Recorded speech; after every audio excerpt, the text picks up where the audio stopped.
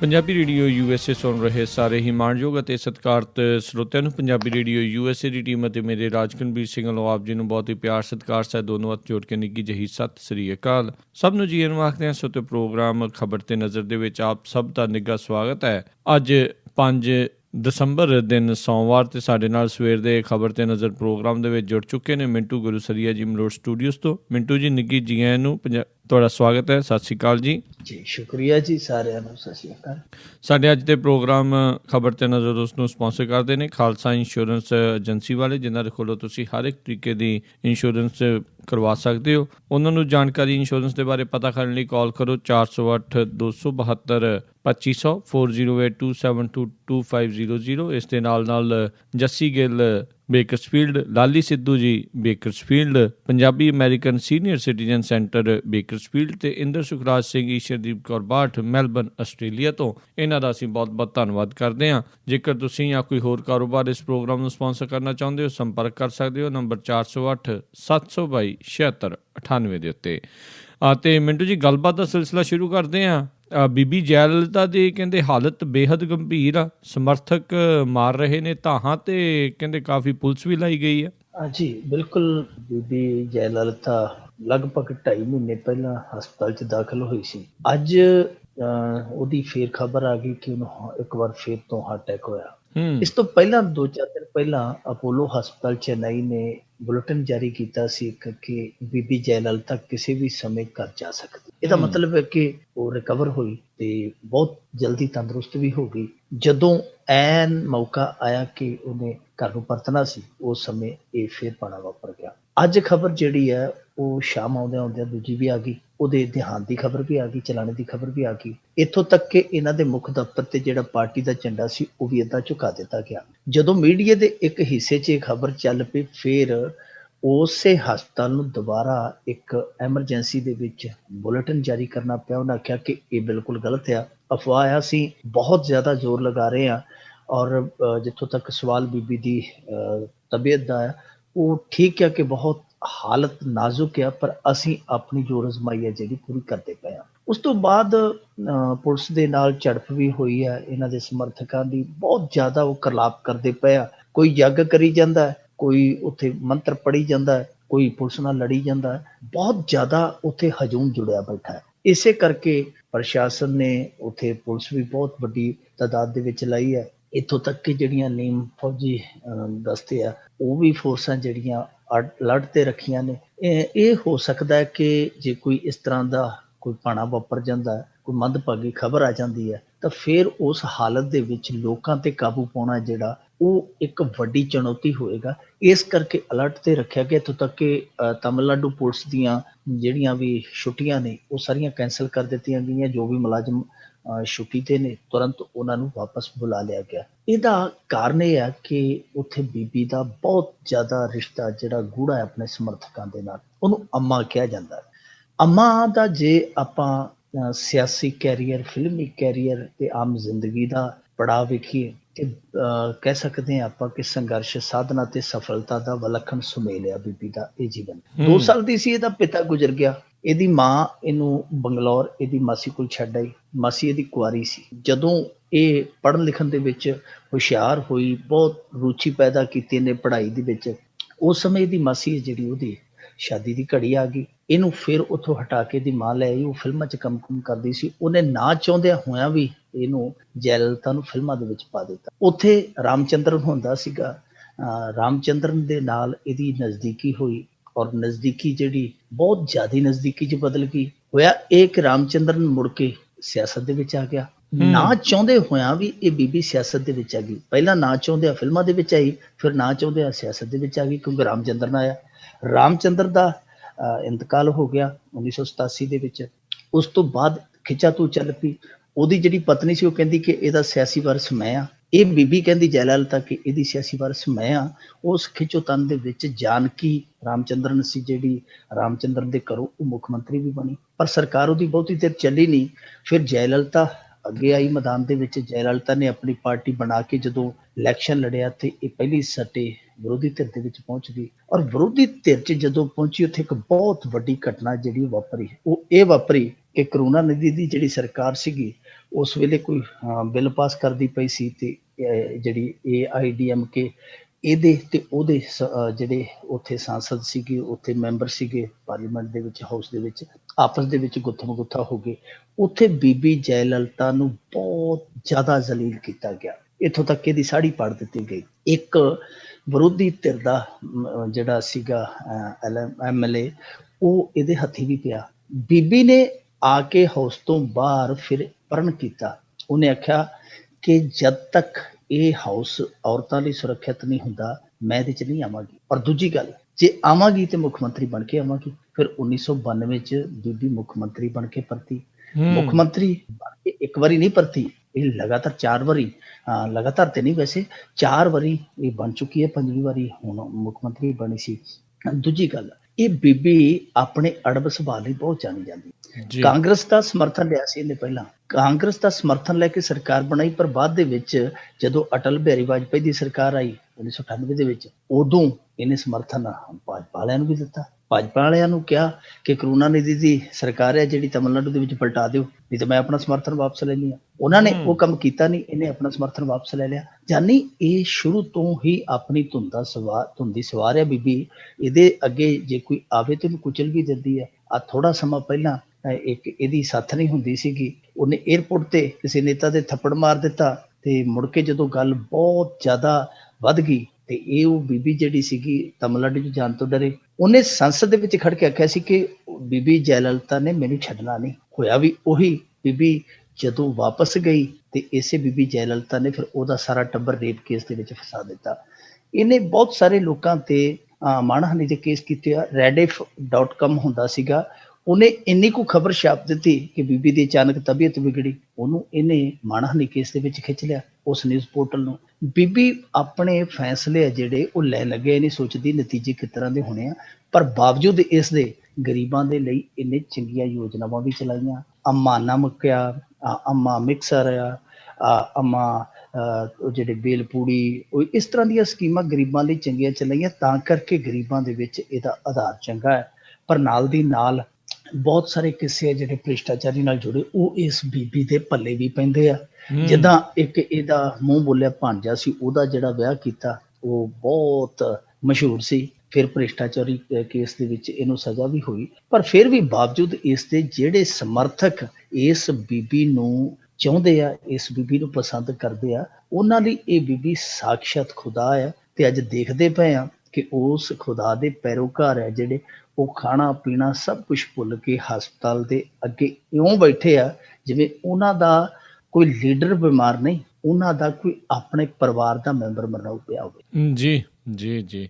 ਅਗਲੀ ਆਪਾਂ ਗੱਲ ਕਰੀਏ ਵੀ Modi person of the year ਤੇ ਰੀਡਰ ਪੋਲ ਵਿੱਚ ਟਰੰਪ ਤੇ ਓਬਾਮਾ ਨੂੰ ਪਛਾੜਿਆ। ਨਰਿੰਦਰ ਮੋਦੀ ਅਸਲ ਦੇ ਵਿੱਚ ਰੀਡਰਸ ਪੋਲ ਜਿਹੜੀ ਆਨਲਾਈਨ ਹੁੰਦੀ ਹੈ ਟਾਈਮ ਮੈਗਜ਼ੀਨ ਦੀ, ਉਸ ਪੋਲ ਦੇ ਵਿੱਚ ਜੇਤੂ ਹੈ, ਵਿਨਰ ਹੈ।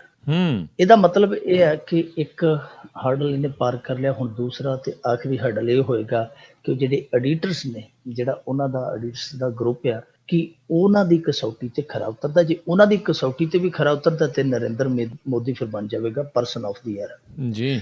ਵੈਸੇ ਇਹ ਰਾਹ ਔਖਾ ਹੈ, ਉਹਦਾ ਕਾਰਨ ਆ, ਤੁਹਾਨੂੰ ਯਾਦ ਹੋਣਾ 2012 ਦੇ ਵਿੱਚ ਕਿਮ ਜੋਂਗ ਉਨ ਜਿਹੜਾ ਸੀਗਾ ਉਹ ਰੀਡਰਸ ਪੋਲ ਜਿੱਤਿਆ ਸੀ, ਪਰ Times person of the year ਬਣਿਆ ਸੀ ਬਰਾਕ ਓਬਾਮਾ। 2013 ਦੇ ਵਿੱਚ ਫਤਿਹ ਅਲ ਸੀਸੀ ਜਿਹੜਾ ਸੀ ਉਹ ਰੀਡਰਸ ਪੋਲ ਜਿੱਤਿਆ ਸੀ, ਪਰ ਉਸ ਸਮੇਂ ਵੀ Time person of the year ਬਣਿਆ ਸੀ pop Francis.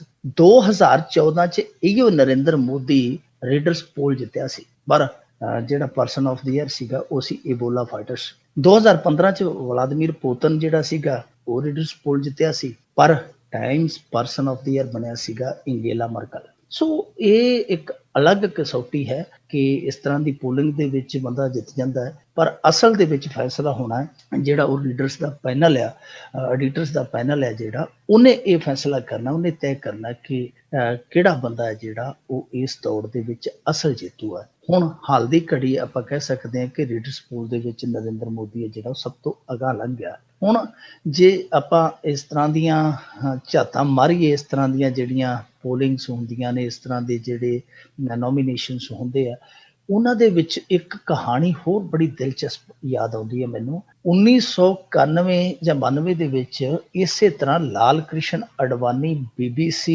Person of the year ਦੇ ਵਿੱਚ ਨਾਮਜ਼ਦ ਹੋਇਆ ਸੀ। ਬੜੀਆਂ ਚਿੱਠੀਆਂ ਗਈਆਂ, ਸਭ ਨੂੰ ਪਛਾੜ ਗਿਆ ਸੀ, ਬੱਲੇ ਬੱਲੇ ਹੋ ਗਈ ਸੀ। ਪਰ ਜਦੋਂ ਉਹਨਾਂ ਨੇ ਸਾਰੀਆਂ ਚਿੱਠੀਆਂ ਦੀ, ਕਿਉਂਕਿ ਉਦੋਂ ਆਨਲਾਈਨ ਪੋਲਿੰਗ ਨਹੀਂ ਸੀ ਹੁੰਦੀ, ਉਦੋਂ ਚਿੱਠੀ ਪੱਤਰੀ ਚੱਲਦੀ ਸੀ, ਜਦੋਂ ਉਹਨਾਂ ਨੇ ਚਿੱਠੀਆਂ ਪੱਤਰੀਆਂ ਨੂੰ ਦੇੜਿਆ ਤੇ ਵੇਖਿਆ, ਪਾਇਆ ਇਹ ਕਿ ਕਈ ਡਾਕਖਾਨੇ ਅਜਿਹੇ ਸਨ ਜਿੱਥੋਂ ਇੱਕੋ ਵੇਲੇ ਇੱਕੋ ਬੰਦੇ ਨੇ 10-10, 18-18, 20-20 ਪੱਤਰ ਜਿਹੜੇ ਲਿਖੇ ਸਨ। ਉਹਨਾਂ ਨੇ ਫਿਰ ਲਾਲ ਕ੍ਰਿਸ਼ਨ ਅਡਵਾਨੀ ਦੀ ਜਿਹੜੀ ਨਾਮਜ਼ਦਗੀ ਸੀ ਉਹ ਕੈਂਸਲ ਕਰ ਦਿੱਤੀ ਸੀ। ਇਹ ਬੜੇ ਦਿਲਚਸਪ ਕਿੱਸੇ ਆ। ਇਸ ਤਰ੍ਹਾਂ ਦੀਆਂ ਤਿਕੜਮਾਂ ਸ਼ੁਰੂ ਤੋਂ ਲੱਗਦੀਆਂ ਆਈਆਂ, ਕਿਉਂਕਿ ਉਦੋਂ ਬਾਬਰੀ ਮਸਜਿਦ ਉਹਨੇ ਢਾਈ ਸੀ। ਇੱਥੋਂ ਦੇ ਜਿਹੜੇ ਕੱਟੜਪੰਥੀ ਸੀ ਉਹ ਚਾਹੁੰਦੇ ਸੀ ਕਿ ਲਾਲ ਕ੍ਰਿਸ਼ਨ ਅਡਵਾਨੀ ਹੈ ਪੂਰੀ ਦੁਨੀਆ ਦੇ ਵਿੱਚ ਪਰਸਨ ਆਫ ਦੀ ਈਅਰ ਬਣੇ। ਜਦੋਂ ਉਹਨਾਂ ਨੂੰ ਪੁੱਛਿਆ ਗਿਆ ਕਿ ਤੁਸੀਂ ਇਹ ਕਰਤੂਤ ਕਾਹਨੂੰ ਕੀਤੀ, ਤੇ ਉਹ ਕਹਿੰਦੇ ਸੀ ਉਹਨੇ ਕੰਮ ਇਹੋ ਜਿਹਾ ਕੀਤਾ, ਉਹਨੂੰ ਪਰਸਨ ਆਫ ਦੀ ਈਅਰ ਬਣਨਾ ਚਾਹੀਦਾ। ਹਾਲਾਂਕਿ ਡਿੱਗੀ ਉਦੋਂ ਬਾਬਰੀ ਮਸਜਿਦ ਸੀ ਉਹਨਾਂ ਨੇ, ਪਰ ਉਹਨਾਂ ਦੀ ਨਜ਼ਰ 'ਚ ਇਹ ਕੰਮ ਹੈ ਜਿਹੜਾ ਬੜਾ ਵਿਲੱਖਣ ਸੀਗਾ। ਹੁਣ ਜੇ ਨਰਿੰਦਰ ਮੋਦੀ ਦੇ ਵਿਰੋਧੀਆਂ ਦੀ ਗੱਲ ਕਰੀਏ, ਉਹ ਇਹਦੇ ਤੇ ਬੜੀ ਚਟਕਾਰੇ ਲੈ ਕੇ ਗੱਲਾਂ ਕਰਦੇ ਪਏ ਆ। ਇੱਥੋਂ ਤੱਕ ਕਿ ਜਿਹੜੀ ਬੀਬੀ ਹੈਗੀ ਆ ਰੇਨੂਕਾ, ਕਾਂਗਰਸ ਦੀ ਮੈਂਬਰ ਪਾਰਲੀਮੈਂਟ, ਉਹਨੇ ਅੱਜ ਉਹ ਲਈ ਆ ਕਿ ਚੁਟਕੀ, ਕਹਿੰਦੀ ਕਿ ਨਰਿੰਦਰ ਮੋਦੀ ਨੇ ਇੱਧਰੋਂ ਲੋਕਾਂ ਦੀ ਜੇਬ ਵੱਢ ਦਿੱਤੀ, ਉੱਤੋਂ ਗਲਾ ਵੱਢ ਦਿੱਤਾ, ਤੇ ਇਹਨੇ ਪਰਸਨ ਆਫ ਦੀ ਈਅਰ ਛੱਡ ਕੇ ਮੈਨ ਆਫ ਦੀ ਸਦੀ ਬਣ ਜਾਣਾ, ਮੈਨ ਆਫ ਦੀ ਮਿਲੇਨੀਅਮ ਬਣ ਜਾਣਾ। ਦੂਜੇ ਪਾਸੇ ਦਿਗਵਿਜੇ ਸਿੰਘ ਉਹਦੇ ਤੋਂ ਵੀ ਗਾਂ, ਉਹ ਕਹਿੰਦਾ ਤੁਹਾਨੂੰ ਯਾਦ ਹੋਣਾ ਹੈ 1930ਵੇਂ ਤੇ 1940ਵੇਂ ਦਹਾਕੇ ਦੇ ਵਿੱਚ ਹਿਟਲਰ ਦੀ ਵੀ ਲੋਕਪ੍ਰਿਯਤਾ ਸੀ ਜਿਹੜੀ ਉਹ ਲਗਭਗ ਇਸੇ ਤਰ੍ਹਾਂ ਦੀ ਸੀ। ਸੋ ਨਰਿੰਦਰ ਮੋਦੀ ਦੇ ਮਾਮਲੇ 'ਚ ਕਿਤੇ ਖੁਸ਼ੀ ਹੈ, ਕਿਤੇ ਗਮੀ ਹੈ। ਲੋਕ ਜਿਹੜੇ ਦੇ ਸਮਰਥਕ ਆ ਉਹ ਕਹਿੰਦੇ ਕਿ Narendra Modi Time person of the year ਬਣੇਗਾ ਹੀ ਬਣੇਗਾ। ਦੂਜੇ ਪਾਸੇ ਉਹਦੇ ਸਿਆਸੀ ਵਿਰੋਧੀ ਕਹਿੰਦੇ ਆ ਕਿ ਭਾਈ ਜੋ ਮਰਜ਼ੀ ਬਣੀ ਜਾਵੇ, ਪਰ ਲੋਕਾਂ ਨੂੰ ਇਹਨੇ ਹਾਲ ਦੀ ਘੜੀ ਭੁੱਖੇ ਬੰਗਾਲੀ ਬਣਾ ਕੇ ਰੱਖਿਆ। ਜੀ।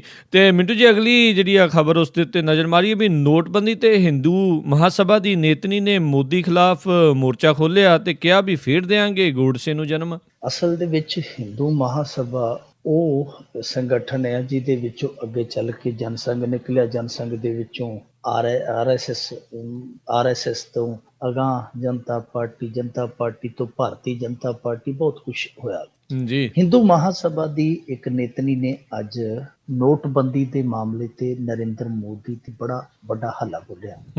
ਇਹਨਾਂ ਦੀ ਹਿੰਦੂ ਮਹਾਸੰਗਠਨ ਦੀ ਜਿਹੜੀ ਹਿੰਦੂ ਮਹਾਸਭਾ ਦੀ ਸੰਗਠਨ ਦੀ ਜਿਹੜੀ ਬੀਬੀ ਪੂਜਾ ਸ਼ਕੁਨ ਪਾਂਡੇ ਆ, ਉਹਨੇ ਆਖਿਆ ਕਿ ਨਰਿੰਦਰ ਮੋਦੀ ਦੀ ਜਿਹੜੀ ਨੋਟਬੰਦੀ ਹੈ ਇਹ ਨਰਿੰਦਰ ਮੋਦੀ ਦੇ ਅੰਤ ਦੀ ਸ਼ੁਰੂਆਤ ਆ।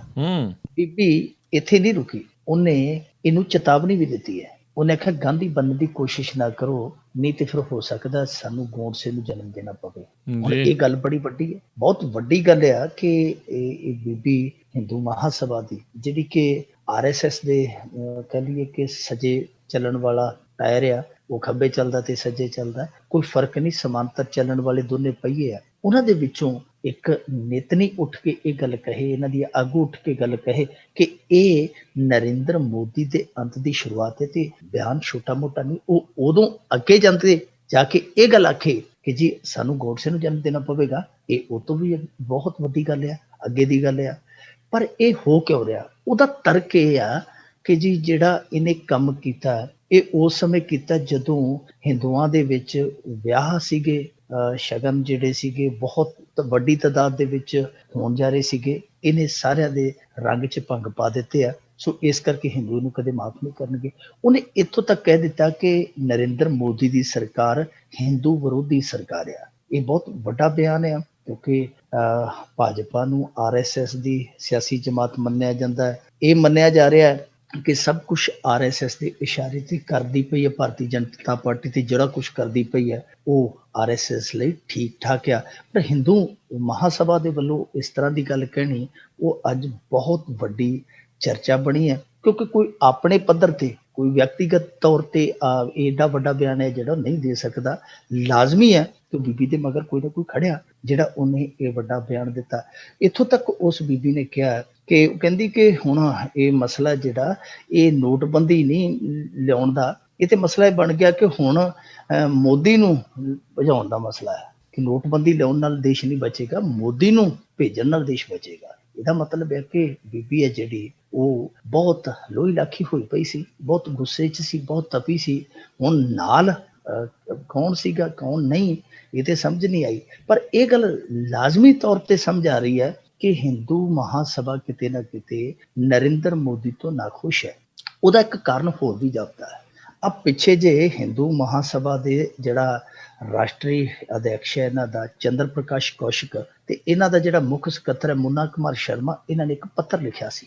ਪੱਤਰ ਇਹ ਲਿਖਿਆ ਸੀਗਾ ਕਿ ਤੁਸੀਂ ਇਹ ਸਵੀਕਾਰ ਕਿਉਂ ਨਹੀਂ ਕਰਦੇ ਕਿ ਨਥੂਰਾਮ ਗੌਂਡਸੇ ਸੀ ਜਿਹੜਾ ਉਹ ਸੰਘ ਦਾ ਪ੍ਰਚਾਰਕ ਸੀ। ਇਹ ਇੱਕ ਪੱਤਰ ਸੀਗਾ ਜਿਹੜਾ ਗੁਪਤ ਤੌਰ ਤੇ ਲਿਖਿਆ ਸੀ, ਜਿਹੜਾ ਬਾਅਦ ਦੇ ਵਿੱਚ ਜਨਤਕ ਵੀ ਹੋਇਆ ਕਿ ਤੁਸੀਂ ਇਹ ਸਵੀਕਾਰ ਕਰੋ ਖੁੱਲੇ ਰੂਪ ਦੇ ਵਿੱਚ ਕਿ ਨਥੂਰਾਮ ਗੌਂਡਸੇ ਸੀ ਜਿਹੜਾ ਉਹ ਸੰਘ ਦਾ ਪ੍ਰਚਾਰਕ ਸੀ, ਜਦ ਕਿ ਇਹ ਨਥੂਰਾਮ ਗੌਂਡਸੇ ਨੂੰ ਆਪਣਾ ਆਈਡੀਅਲ ਤੇ ਮੰਨਦੇ ਨੇ, ਪਰ ਅਧਿਕਾਰਤ ਤੌਰ ਤੇ ਇਹ ਨਹੀਂ ਕਹਿੰਦੇ ਕਿ ਉਹ ਸੰਘ ਦਾ ਪ੍ਰਚਾਰਕ ਆ। ਕਿਉਂਕਿ ਜੇ ਇਹ ਗੱਲ ਕਹਿੰਦੇ ਆ ਤੇ ਫਿਰ ਇਸ ਗੱਲ ਤੇ ਵੀ ਮੋਹਰ ਲੱਗਦੀ ਹੈ ਕਿ ਨਰਿੰਦਰ ਮੋਦੀ ਹੋਰਾਂ ਦੀ ਜਿਹੜੀ ਉੱਤੇ ਜਮਾਤ ਬੈਠੀ ਹੈ ਉਹਦਾ ਪ੍ਰਚਾਰਕ ਉਸ ਬੰਦੇ ਦਾ ਕਾਤਲ ਹੈ ਜਿਹਨੂੰ ਰਾਸ਼ਟਰਪਿਤਾ ਕਿਹਾ ਜਾਂਦਾ। ਸੋ ਕੁਝ ਪੇਚ ਫਸਦੇ ਆ ਜਿੱਥੇ ਇਹ ਅਸਪਸ਼ਟਤਾ ਦੀ ਸਥਿਤੀ ਬਣਦੀ ਹੈ। ਹੁਣ ਨਥੂਰਾਮ ਗੌਂਡਸੇ ਨੂੰ ਇਹ ਕਹਿੰਦੇ ਆ ਕਿ ਨਥੂਰਾਮ ਗੌਂਡਸੇ ਹੋਇਆ, ਸਾਵਰਕਰ ਹੋਇਆ, ਹੇਗੜੇਵਾਰ ਹੋਇਆ, ਇਹ ਸਾਰੇ ਬਹੁਤ ਵੱਡੇ ਯੋਧੇ ਸੀਗੇ ਤੇ ਇਹਨਾਂ ਯੋਧਿਆਂ ਨੂੰ ਸਤਿਕਾਰ ਦੇਣਾ ਚਾਹੀਦਾ। ਹੁਣ ਇਹ ਸਰਕਾਰ ਹੈ ਜਿਹੜੀ ਭਾਰਤੀ ਜਨਤਾ ਪਾਰਟੀ ਦੀ ਨਰਿੰਦਰ ਮੋਦੀ ਦੀ ਸਰਕਾਰ, ਇਹਦੇ ਲਈ ਇਹ ਗਲੇ ਦੀ ਹੱਡੀ ਆ। ਜੇ ਨਥੂਰਾਮ ਗੌਂਡਸੇ ਨੂੰ ਉਹਨਾਂ ਦੀ ਤਰਜ਼ ਤੇ ਸ਼ਹੀਦ ਕਰਾਰ ਦੇ ਦਿੰਦੇ ਆ ਤੇ ਮੁੜ ਕੇ ਇਹ ਮੂੰਹ ਖਾਣ ਜੋਗੇ ਨਹੀਂ ਰਹਿਣਗੇ, ਇਹ ਤੇ ਅੱਗੇ ਹੀ ਫਸਦੇ ਆ।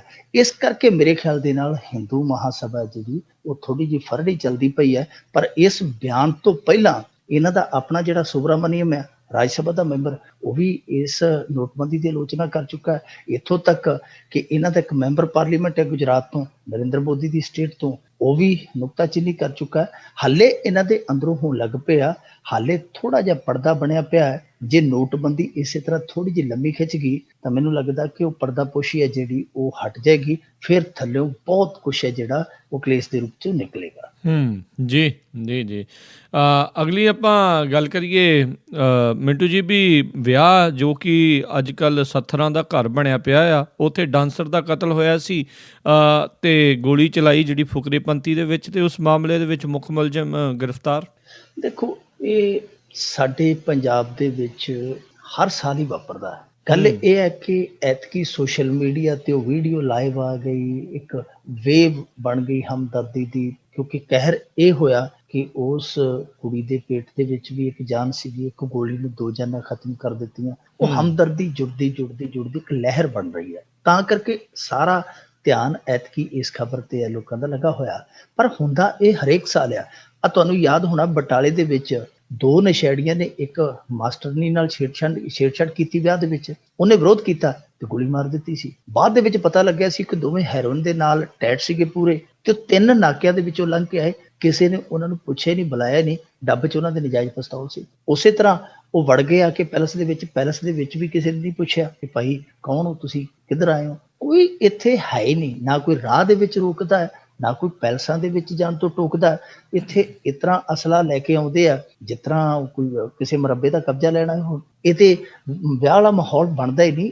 ਮਾਹੌਲ ਤੇ ਇਹੋ ਜਿਹਾ ਹੁੰਦਾ ਜਿਵੇਂ ਸਾਰਾ ਇਕੱਠ ਹੈ ਜਿਹੜਾ ਵੈਲੀਆਂ ਦਾ ਹੋਇਆ ਹੋਵੇ। ਇਹ ਮਸਲਾ ਜਿਹੜਾ ਤੁਹਾਨੂੰ ਯਾਦ ਹੋਣਾ ਹੈ ਕਿ ਕੁਝ ਸਮਾਂ ਪਹਿਲਾਂ, ਥੋੜੇ ਦਿਨ ਪਹਿਲਾਂ, ਕੁਝ ਹਫ਼ਤੇ ਪਹਿਲਾਂ ਇੱਕ ਸਾਧਵੀ ਨੇ ਇਸ ਤਰ੍ਹਾਂ ਹੀ ਬੀਬੀ ਮਾਰ ਕੱਤੀ ਸੀ। ਪਿੱਛੇ ਦਲਜੀਤ ਦਾ ਗਾਣਾ ਚੱਲਦਾ ਪਿਆ ਸੀ, ਮਿੱਤਰਾਂ ਨੂੰ ਸ਼ੌਂਕ ਗੋਲੀਆਂ ਚਲਾਉਣ ਦਾ, ਤੇ ਮੂਹਰੇ ਉਹ ਗੋਲੀਆਂ ਚਲਾਈ ਜਾਂਦੀ ਸੀ। ਉਹਦੀ ਗੋਲੀ ਦੇ ਨਾਲ ਇੱਕ ਬੀਬੀ ਸੀਗੀ ਜਿਹੜੀ ਉਹ ਫੱਟੜ ਹੋ ਗਈ, 3 ਫੱਟੜ ਹੋ ਗਿਆ, ਇੱਕ ਬੀਬੀ ਜਿਹੜੀ ਫੌਤ ਹੋ ਗਈ। ਇਸੇ ਤਰ੍ਹਾਂ ਕੱਲ ਜਿਹੜੀ ਇੱਥੇ ਮੌੜ ਮੰਡੀ ਦੇ ਵਿੱਚ ਘਟਨਾ ਵਾਪਰੀ, ਉਹਦੇ ਵਿੱਚ ਜੇ ਵੀਡੀਓ ਆਪਾਂ ਗੌਰ ਨਾਲ ਵੇਖੀਏ ਤੇ ਇਸ ਤਰ੍ਹਾਂ ਨਹੀਂ ਜਾਪਦਾ ਕਿ ਉਹ ਅਚਨਚੇਤੀ ਗੋਲੀ ਚੱਲੀ ਹੈ। ਉਹ ਇਸ ਤਰ੍ਹਾਂ ਲੱਗਦਾ ਕਿ ਟਾਰਗੇਟ ਕੀਤਾ ਗਿਆ, ਕਿਉਂਕਿ ਦੱਸਿਆ ਜਾਂਦਾ ਹੈ ਕਿ ਗੋਲੀ ਚੱਲਣ ਤੋਂ ਪਹਿਲਾਂ ਉਹ ਬੰਦਾ ਜਿਹੜਾ ਮੁਲਜ਼ਮ ਸੀਗਾ ਉਹ ਸਟੇਜ ਤੇ ਚੜ੍ਹ ਕੇ ਨੱਚਣ ਦੀ ਜਿੱਦ ਕਰਦਾ ਸੀ, ਉਹਨੂੰ ਰੋਕ ਦਿੱਤਾ ਗਿਆ। ਕਿਤੇ ਨਾ ਕਿਤੇ ਨਾਰਾਜ਼ ਸੀ, ਖਫਾ ਸੀ। ਉਹ ਗੋਲੀ ਹੈ ਜਿਹੜੀ ਅਚਨਚੇਤੀ ਚੱਲੀ ਨਹੀਂ ਜਾਪਦੀ, ਜਿਸ ਤਰੀਕੇ ਦੇ ਨਾਲ ਟਾਰਗੇਟ ਕੀਤਾ ਗਿਆ, ਉਹ ਜਿਹੜੀ ਨਾਲ ਹੈ ਗੋਲੀ ਦੀ ਉਹ ਸਿੱਧੀ ਕੀਤੀ ਗਈ, ਉਹ ਤੋਂ ਜਾਪਦਾ ਹੈ ਕਿ ਮਿੱਥ ਕੇ ਗੋਲੀ ਮਾਰੀ ਗਈ।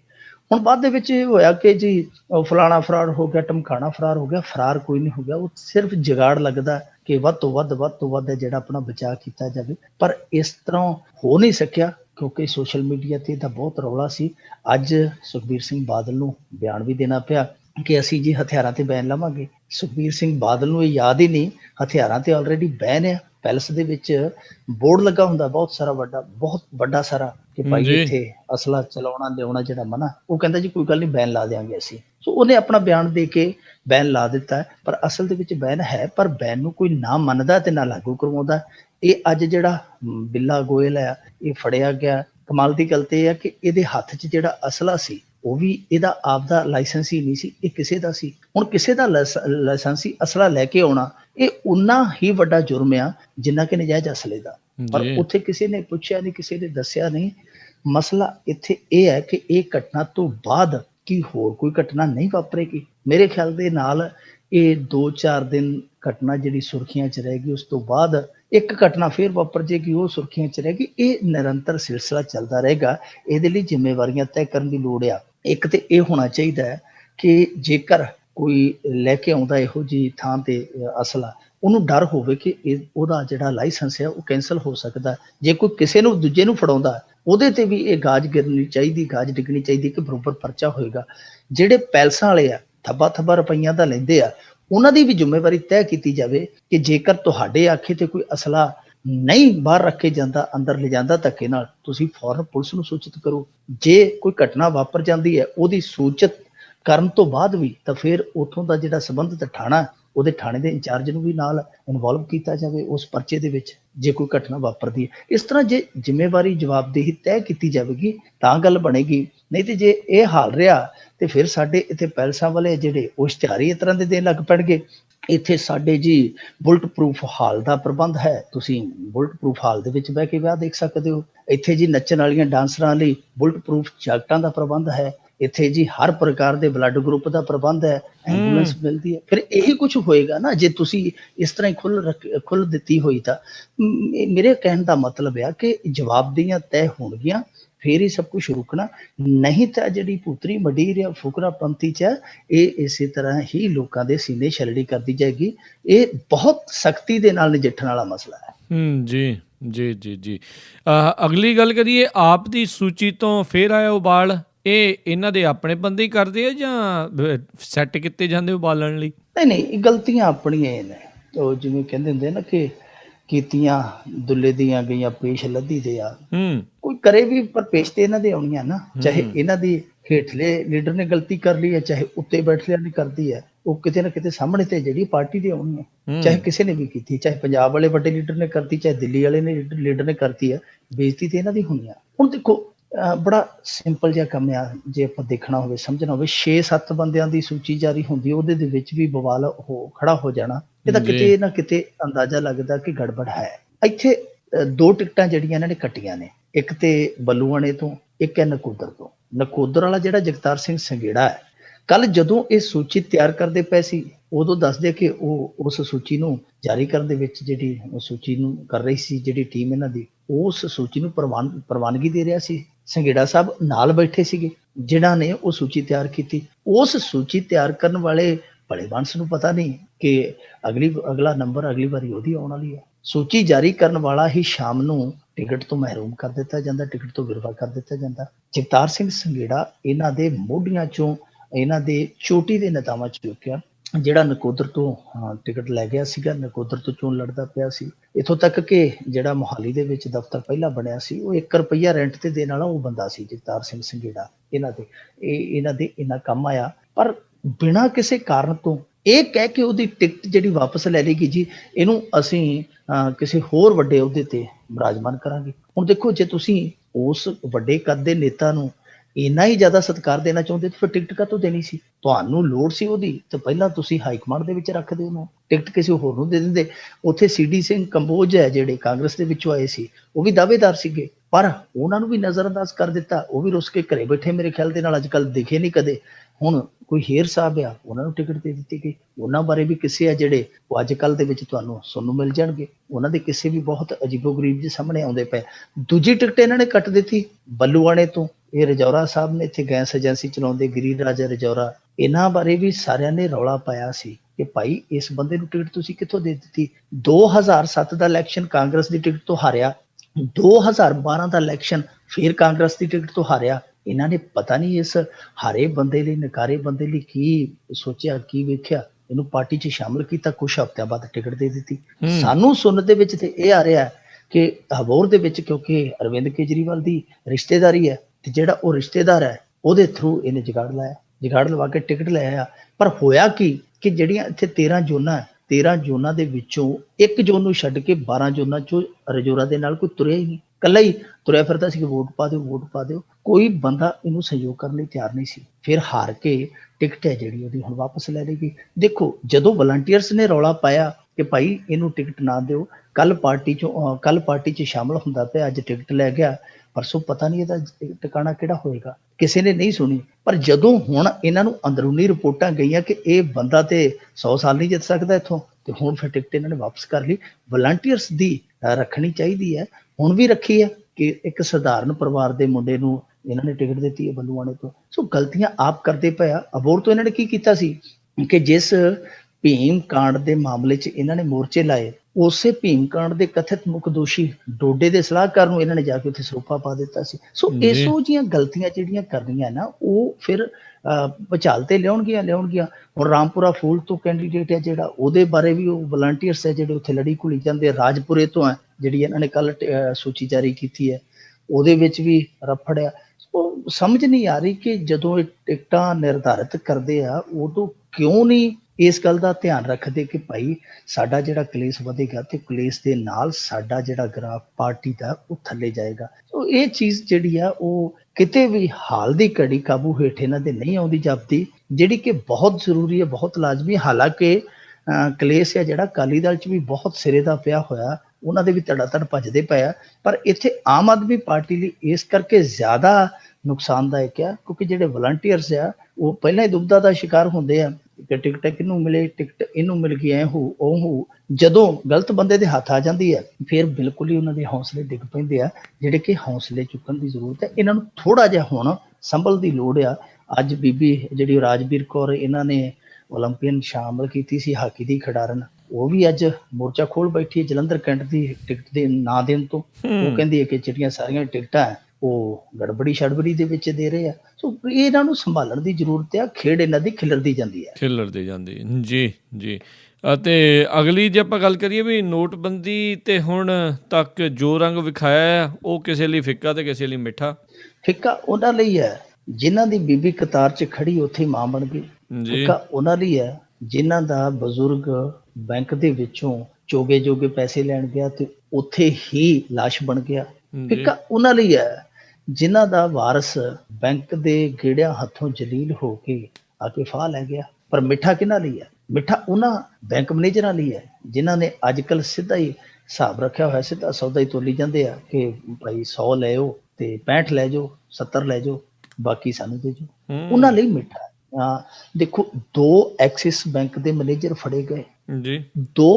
ਦੋਵਾਂ ਦੇ ਕੋਲ ਜਿਹੜੀ ਰਿਸ਼ਵਤ ਸੀ ਉਹ ਸੋਨੇ ਦੀਆਂ ਇੱਟਾਂ ਦੇ ਰੂਪ ਚ ਲਈ ਗਈ। ਕਰੋੜਾਂ ਰੁਪਏ ਉਹਨਾਂ ਨੇ ਜਿਹੜੇ ਆ ਵਾਈਟ ਕਰ ਦਿੱਤੇ। ਇਸੇ ਤਰ੍ਹਾਂ ਸਾਡੇ ਮੁਕਤਸਰ ਦੇ ਵਿੱਚ ਕੱਲ ਇੱਥੇ ਇੱਕ ਰਾਸ਼ੀ ਫੜੀ ਗਈ। ਹਾਲਾਂਕਿ ਰਾਸ਼ੀ ਹੈ ਜਿਹੜੀ 2-2.5 ਲੱਖ ਦੀ ਸੀਗੀ, ਵੱਧ ਘੱਟ ਵੀ ਹੋ ਸਕਦੀ ਹੈ। ਕਈ ਵਾਰੀ ਜਦੋਂ ਪੁਲਿਸ ਫੜਦੀ ਹੈ ਤੇ ਉਹਨੂੰ ਐਂ ਲੱਗਦਾ ਜ਼ਿਆਦਾ ਭਾਰ ਢੋਵਾਂਗੇ, ਥੋੜਾ ਜਿਹਾ ਭਾਰ ਕੱਟ ਕੇ ਪਾਸੇ ਰੱਖ ਦਿੰਦੀ ਹੈ। ਸੋ ਉਹ ਰਾਸ਼ੀ ਜਿਹੜੀ ਉਹ ਘੱਟ ਸੀਗੀ, 2-2.5 ਲੱਖ ਵੈਸੇ ਉਹਨਾਂ ਨੇ ਪਾਈ ਹੈ। ਪਰ ਪੁਲਿਸ ਨੇ ਖੁਲਾਸਾ ਬੜਾ ਜ਼ਬਰਦਸਤ ਕੀਤਾ। ਉਹ ਕਹਿੰਦੇ ਕਿ ਇਹ ਬੰਦੇ ਸੀਗੇ ਜਿਹੜੇ ਇਹਨਾਂ ਨੇ ਸਿੱਧਾ ਸਾਦਾ 35% ਕਮਿਸ਼ਨ ਰੱਖਿਆ ਸੀ। ਨਵੀਂ ਕਰਾਂਸੀ ਸੀ ਇਹਨਾਂ ਕੋਲ। ਇਹ ਕਹਿੰਦੇ ਸੀ ਕਿ ਭਾਈ 100 ਲੈ ਕੇ ਆਓ ਤੇ 35 ਸਾਨੂੰ ਛੱਡ ਕੇ ਬਾਕੀ ਲੈ ਜਾਓ। ਸੋ ਇਹ ਇੱਕ ਧੰਦਾ ਚੱਲ ਰਿਹਾ। ਧੰਦਾ ਐਸਾ ਹੈ ਕਿ ਖਬਰਾਂ ਬੜੀਆਂ ਦਿਲਚਸਪ ਆਉਂਦੀਆਂ। ਗੁਜਰਾਤ ਦੇ ਵਿੱਚੋਂ 13,000 ਕਰੋੜ ਦਾ ਜਿਹੜਾ ਕਾਲਾ ਧਨ ਸਰੈਂਡਰ ਕਰਨ ਵਾਲਾ ਬੰਦਾ ਸੀ, ਉਹਦੇ ਬਾਰੇ ਖੁਲਾਸਾ ਇਹ ਹੋਣ ਡਿਆ ਕਿ ਉਹਦਾ 1 ਰੁਪਈਆ ਵੀ ਵਿੱਚ ਨਹੀਂ ਸੀ। ਉਹਨੂੰ ਸਾਰੇ ਵਪਾਰੀਆਂ ਨੇ, ਸਾਰੇ ਵੱਡੇ ਕਾਲੇ ਸੇਠਾਂ ਨੇ ਉਹਨੂੰ ਰਲ ਕੇ ਉਹ ਸਰੈਂਡਰ ਕਰਨ ਲਈ ਮਨਾਇਆ ਸੀ। ਭਾਈ ਤੇਰਾ ਕਮਿਸ਼ਨ ਹੈ ਜਿਹੜਾ ਕੱਟ ਕੇ ਉਹ ਤੈਨੂੰ ਵੱਖਰਾ ਦਿਆਂਗੇ। ਉਹ ਕਮਿਸ਼ਨ ਦੇ ਲਾਲਚ ਦੇ ਵਿੱਚ ਆ ਗਿਆ। ਇਸੇ ਤਰ੍ਹਾਂ ਦੀ ਖੇਡ ਹੈ ਜਿਹੜੀ ਉਹ ਹਰੇਕ ਕੋਨੇ 'ਚੋਂ ਸਾਹਮਣੇ ਆ ਰਹੀ ਹੈ।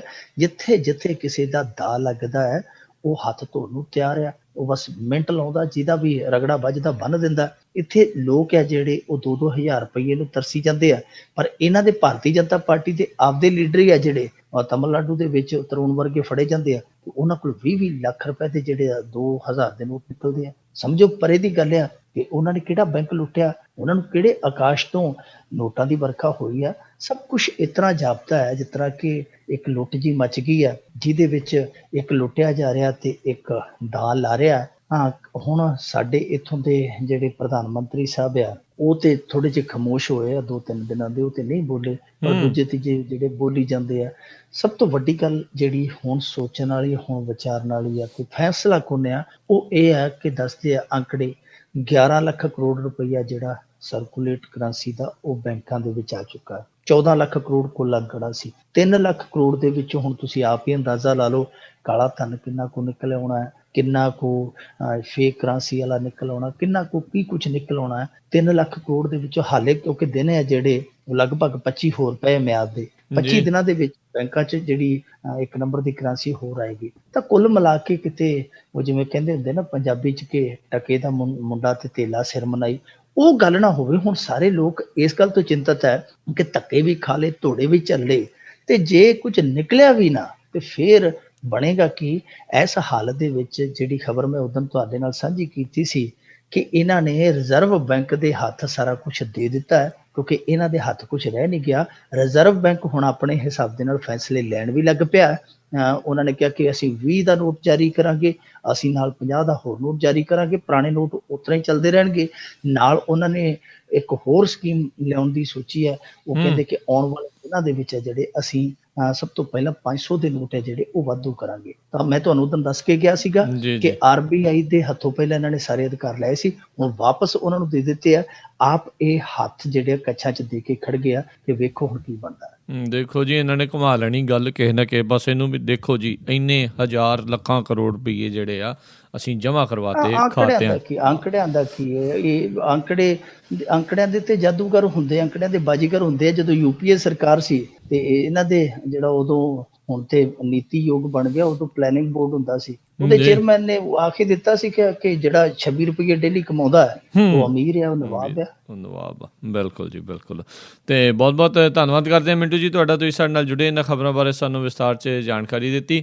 ਅਗਲੇ ਬੁਲੇਟਿਨ ਤੱਕ ਲਈ ਤੁਹਾਡਾ ਬਹੁਤ ਬਹੁਤ ਧੰਨਵਾਦ, ਬੜੀ ਮਿਹਰਬਾਨੀ। ਸਤਿ ਸ੍ਰੀ ਅਕਾਲ ਜੀ, ਸ਼ੁਕਰੀਆ। ਤੇ ਸਰੋਤਿਓ, ਇੱਥੇ ਹੀ ਸਾਡਾ ਅੱਜ ਦਾ ਇਹ ਪ੍ਰੋਗਰਾਮ ਖਬਰ ਤੇ ਨਜ਼ਰ ਉਹ ਵੀ ਹੁਣ ਸਮਾਪਤ ਹੁੰਦਾ। ਹੁਣ ਮੈਨੂੰ ਰਾਜਕਰਨਵੀਰ ਸਿੰਘ ਨੂੰ ਵੀ ਇਜਾਜ਼ਤ ਦਿਓ। ਮੇਰੇ ਵੱਲੋਂ ਵੀ ਆਪ ਸਭ ਨੂੰ ਬਹੁਤ ਪਿਆਰ ਸਤਿਕਾਰ ਸਹਿਤ ਦੋਨੋਂ ਹੱਥ ਜੋੜ ਕੇ ਨਿੱਘੀ ਜਿਹੀ ਸਤਿ ਸ੍ਰੀ ਅਕਾਲ। ਜਿੰਦੇ ਵਾਸਤੇ ਰਹੋ, ਹੱਸਦੇ ਖੇਲਦੇ ਰਹੋ ਤੇ ਸੁਣਦੇ ਰਹੋ ਪੰਜਾਬੀ ਰੇਡੀਓ USA।